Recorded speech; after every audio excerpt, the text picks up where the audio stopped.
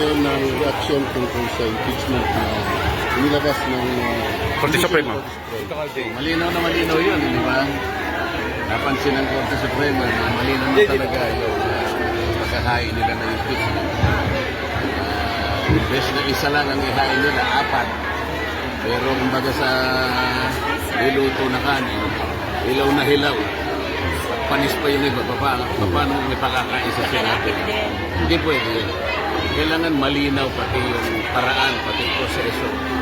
Walang dapat na tinatago. Tinago nila yung 3, pinatay nila pagkatapos binuhay yung isa. Walang ganun. Malinaw na malinaw. 1 plus 1 plus 1 plus 1.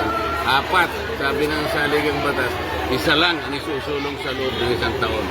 4 po ang ginawa. Pinagluloko nila, yung 3 pinatay, yung isa binuhay, panis, hilaw na hilaw pa. Hindi po pwedeng kainin. Salamat po.